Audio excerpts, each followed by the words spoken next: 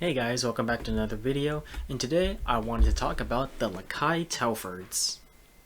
Now this video isn't going to have any skating in here, it's just going to be all talk because I never really intended on filming a bunch of footage just to show off these shoes. But if you do want to see it skated, you can check out my previous videos in which I do skate them. I also can't answer if this is a dunk alternative because they have the same silhouette or whatnot, as I've never skated dunks before. But if they sound like anything like dunks, the way I'm going to describe them, maybe it's worth checking out. But anyways, let's get into the review. Now firstly, Lakai does fit true to size. I'm a size 9 and I got these in a size 9 and they fit really well. However, Lakai does this really annoying thing in which the shoes feel really snug and fit at first, but over time as you break them in and skate them, they become really loose and floppy. So then eventually you would just need to really tighten up the laces to get them to fit better. It's a problem that I wish they would fix, and I don't know why they don't fix it. I'm not a shoemaker, so there's probably something behind the scenes on why that happens. But definitely keep that in mind, is that they are going to feel a lot looser eventually. I wouldn't know about sizing down half a size or whatnot. I don't know if that would be a good idea. I usually just get true to size, and it's worked out so far. Now, breaking these in was actually really pleasant. Now, usually with a cup sole, especially with the Lakai ones, I have to wear them around the house for a few days because they're just really stiff and they need to really kind of form to the feet first before I decide to skate them. And I remember with the cup sole versions of the Lakai Manchesters and Newports, that break-in period was not fun. I had to wear them around the house for a few days. It just felt really stiff, and I didn't feel comfortable skating them. But with these, because there's so much padding with this shoe, around the collar and down here, whatnot, the break-in period was actually really nice. In fact, it felt right broken in once I put these on, right out of the box. But I did go the cautious way, and I still wore them around the house for a few days, just so I could break them in. And they felt really nice. So if you're one that doesn't want to wait to break in a cup sole, maybe this is worth checking out. So for impact protection, I found it to be pretty good, at least when it was first starting out. So with the insole, it's just this thin, insole, but combine it with the actual sole itself, whatever padding is going on here, it actually makes for a really good shoe that has really good impact protection. So with stairs, gaps, and transition and whatnot, where I land on my feet instead of knee sliding, these have held up pretty well, and I never found a point to where I landed on my feet and I had to sit out because the impact, the hurting from the impact was just too much. So I found these did a really good job at that. But as they get older and more skated, I found that it really does pack out to where it feels really flat and it feels like there's no more padding, even though there is. And that's really when the shoe gets more skated and more old. And it's a really noticeable difference. It really felt like that I was wearing a thinner shoe, a Nike SB or whatnot. And honestly, it just didn't feel great. And as you can see, that the shoes held up pretty well externally, but internally, I just don't trust it on bigger impacts anymore because that impact protection doesn't feel like it's there anymore with the age of the shoe. I've had these since June 2021, skating them on and off, and that impact protection, or therefore the lack of it compared to previously, is really noticeable.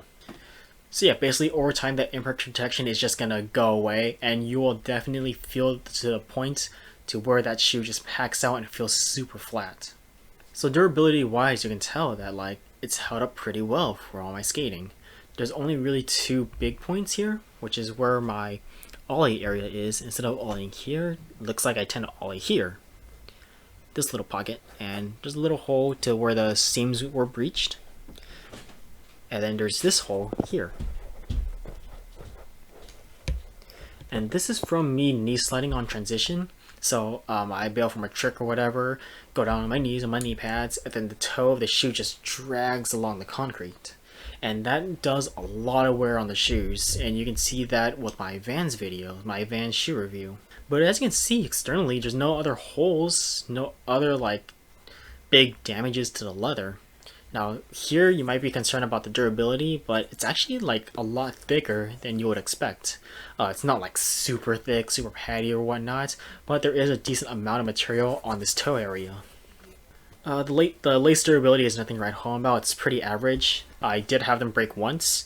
I just retied them and put them under these lace protector thingies. And those have some wear as well, but nothing major. So for the flick of the shoe, I think it was pretty decent, you know. It's a cup sole, so you might need to take some time adjusting to, especially if you're coming from a thinner shoe, like a Converse Chuck Taylor or Nike SB Blazer. But I found that they feel a lot similar to the Vans Skate Highs, because Skate Highs have a lot of material on the toe, even though it's a vulcanized shoe. The toe box space is kind of similar because this is a cup sole.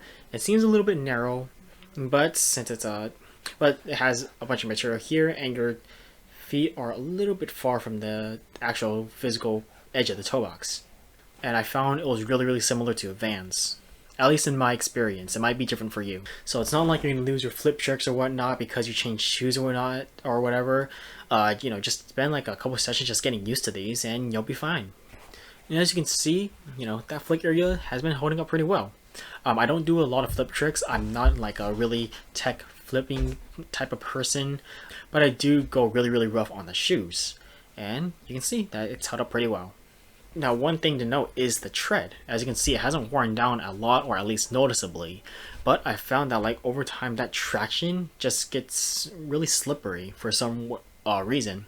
Now out of the box and first few weeks or whatever, the traction on these held up really nice. The grip when I wanted to do or whatnot, but I found that like as the shoe got older, it got less grippy. So I remember that like when I was skating these, like trying to do like a tail slide or whatever, my front foot would just slip off the board because it didn't have a lot of grip, or like even though that traction is still there, the treads. Now I know it's not the issue on my boards or my grip tape because I skate Mob, which is the grippiest grip tape on the market, and I use it on 2 different boards with fresh grip tape, and both times my front foot would just slide off. So I don't know if it's a bad thing. To me, I didn't like it, but for some people who like it when their shoes don't grip the board a lot, maybe that's something you would be into. So for Boardfeel, I didn't really feel like I lost a lot of Boardfeel coming from a vulcanized shoe. I think they're pretty slim enough so to the point where you have a good amount of Boardfeel, but it doesn't sacrifice on like protection. And I think it's really balanced between those two. So if you're coming from something like a thin shoe, you might feel a big difference in Boardfeel, but it doesn't take that long to get used to. And it might be the same thing if you're coming from a giant chunky shoe. Slimming down to a much slimmer and thinner cup sole, again, you're probably gonna have to adjust to that extra Boardfeel. I switched from Vans half cab to the Lakai Telfords, and I didn't really have a period where I was just focusing on getting used to like how the board feels. It just felt like it clicked automatically. Overall, I think the Telfords are a pretty good deal. They do their job well, which is skate, They hold up really nice. The pros and cons are pretty even, I would say. It's a pretty good looking shoe, and it's pretty accessible. It's about $85 retail. You can definitely find them on sale.